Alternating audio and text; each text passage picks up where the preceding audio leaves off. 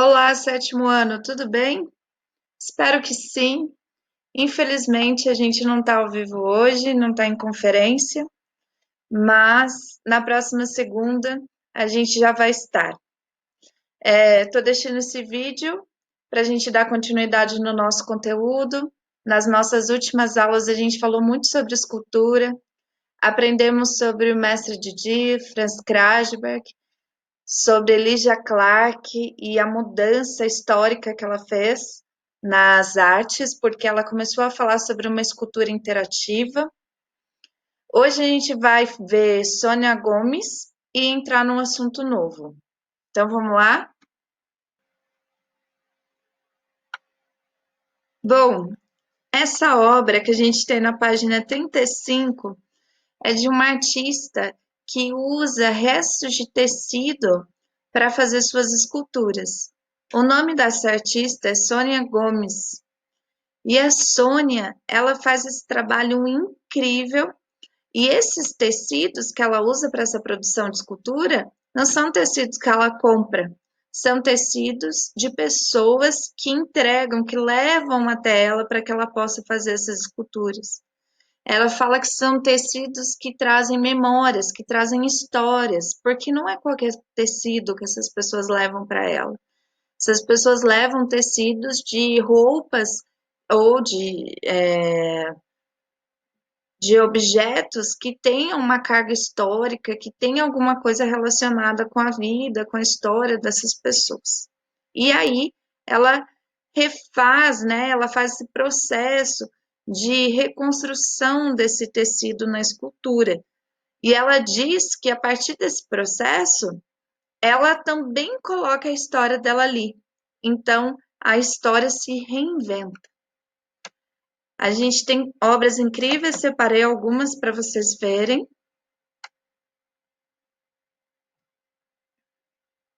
Olha essa escultura, a quantidade de tecidos. E aí a gente tem que pensar que cada pedacinho desse aqui é uma história, é uma memória que tem aí nessa escultura. Aqui, como suporte, né, como material para a construção dessa escultura, ela escolheu um pedaço de tronco. Então, a gente também tem que pensar aí nesse material. Por que a escolha desse material, né? Um material natural. Nessa outra escultura, a gente vê menos a matéria como o tronco, né? A madeira, e vê mais essa construção a partir do tecido. E aqui a gente tem uma obra, né? Suspensa aí da Sônia e a própria Sônia aí ao lado.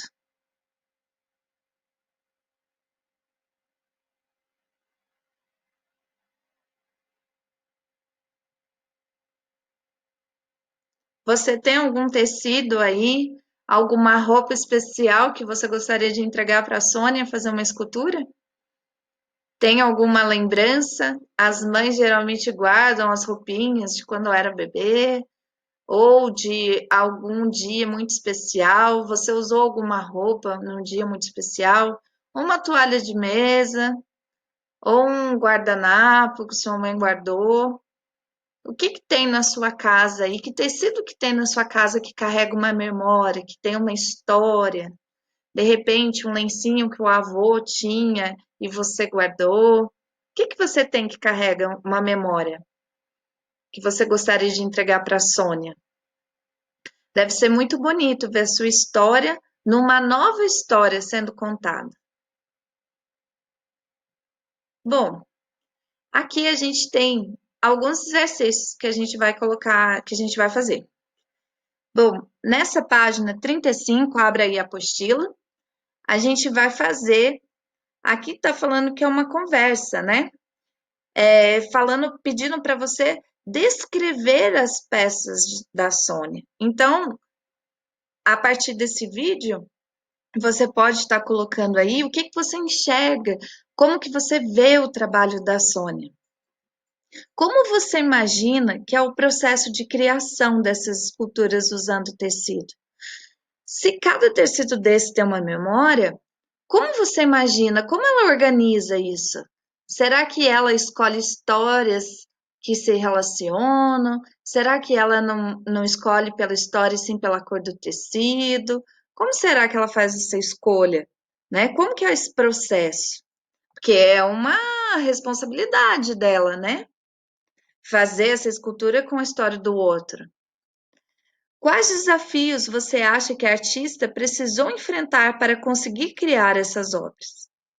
Que relações você observa entre os materiais usados, as esculturas e os títulos dos trabalhos? Então, relacione aí. A obra de Sônia Gomes aproxima de criações de outros artistas que você já viu neste tema? Então, ela está pedindo para você pensar a obra da Sônia e pensar nos outros artistas que a gente trabalhou. Então, qual é as características da obra da Lígia, por exemplo? Que é essa interatividade. Tem relação com a obra da Sônia?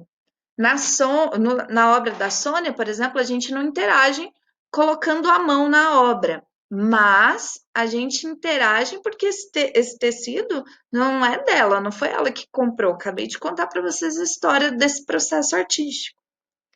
Então, é para pensar sobre isso e responder essas questões.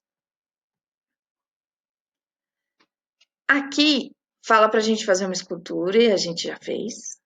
E eu vou pedir que vocês façam essa atividade da página 38, só que não com o que você acha. Eu queria que você fizesse ela como um estudo mesmo. Então, a cada pergunta, eu queria que você pesquisasse no material para dar as respostas. Eu não queria que você desse as respostas no material como você acha.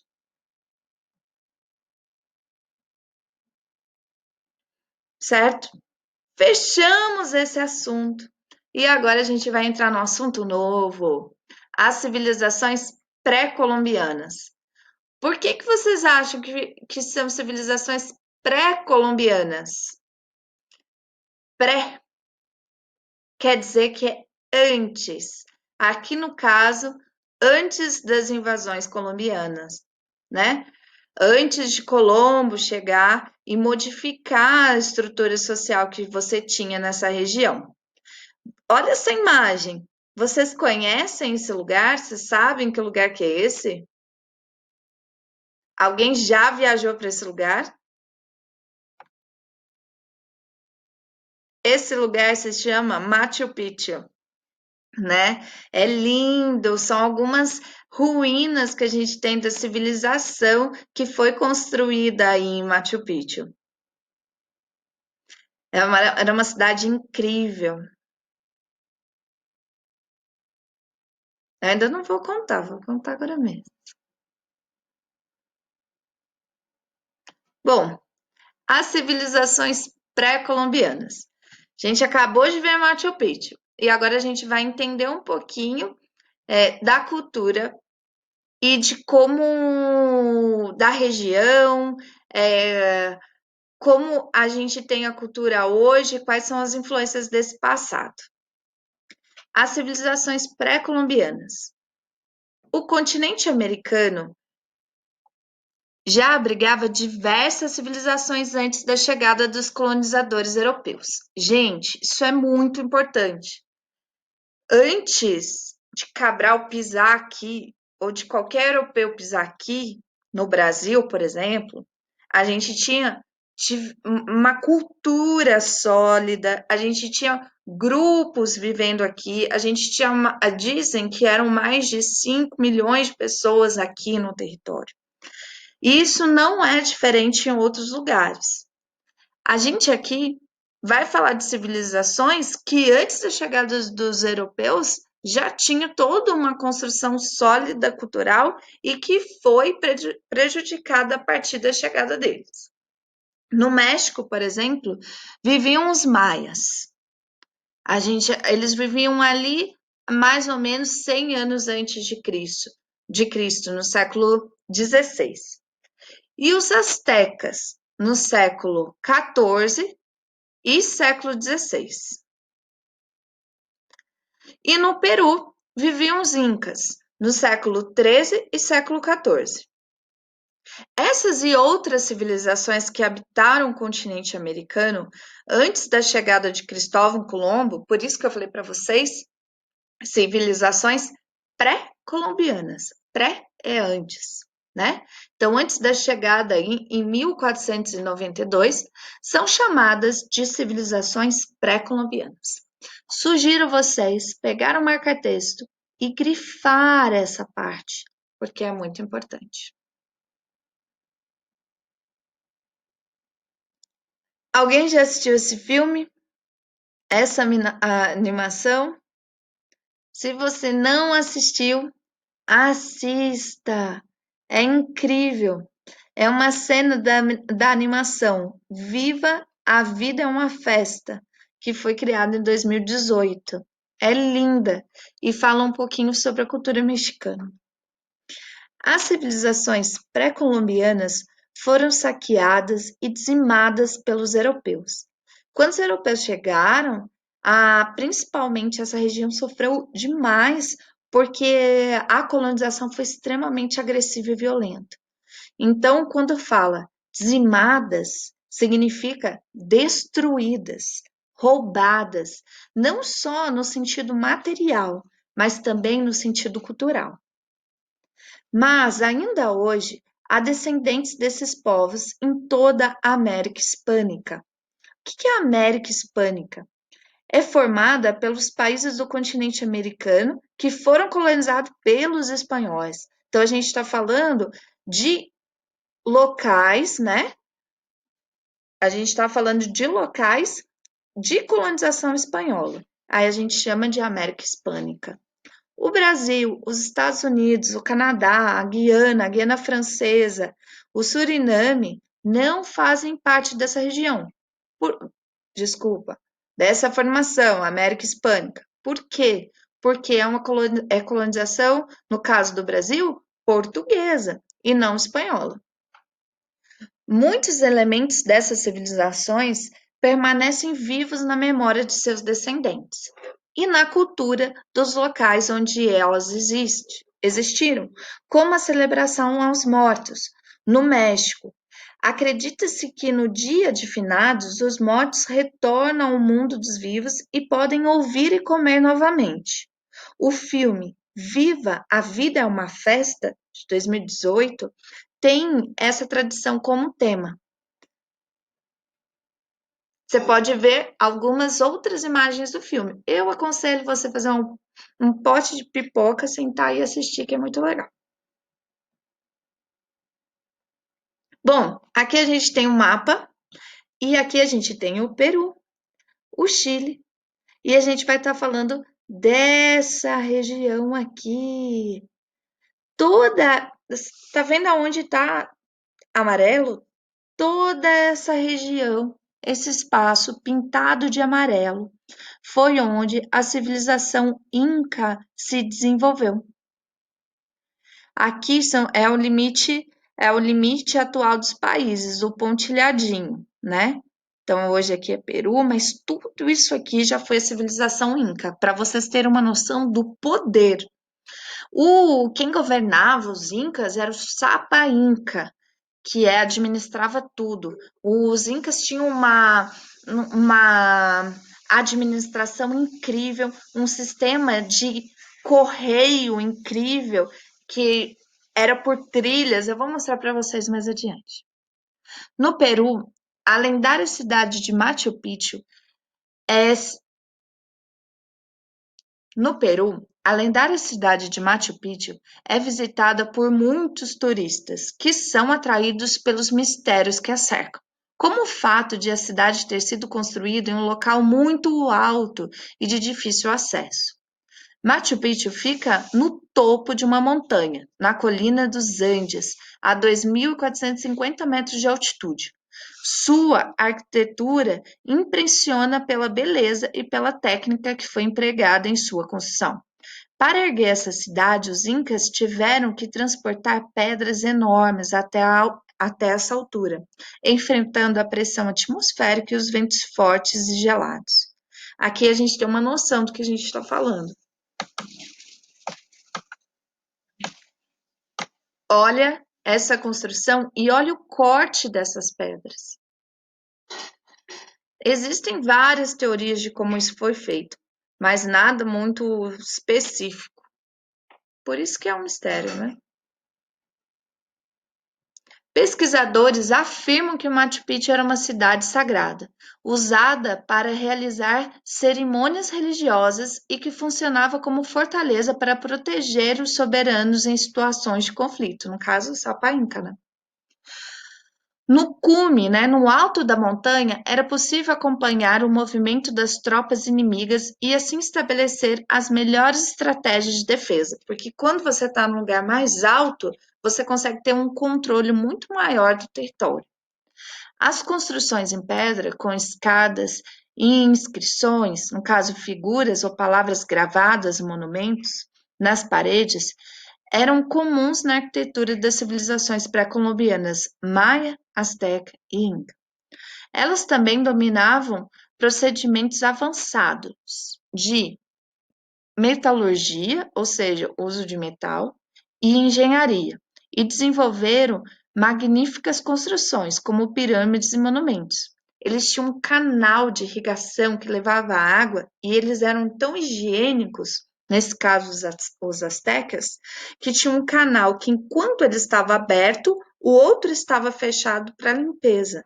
Quando os europeus chegaram aqui, eles se impressionaram com a situação, porque isso não existia na Europa.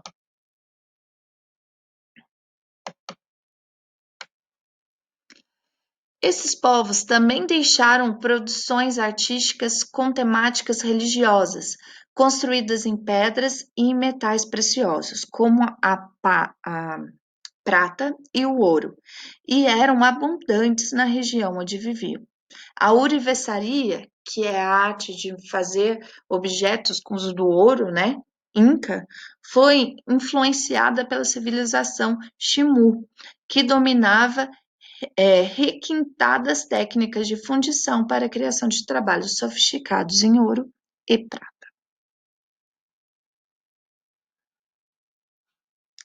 Aqui tem uma indicação do Museu do Ouro e eu vou pedir para vocês estar. A gente vai entrar, né? Vai clicar aí no site para conhecer um pouco dessa arte da ourivesaria.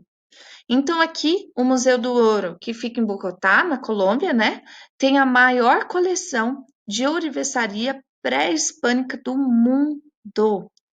Na instituição, ao lado de outros objetos arqueológicos feitos de cerâmica, pedra, conchas, madeiras e tecidos, esses itens testemunham a vida e o pensamento de diferentes sociedades que habitavam a região onde hoje é a Colômbia, antes da chegada dos europeus a esse lugar.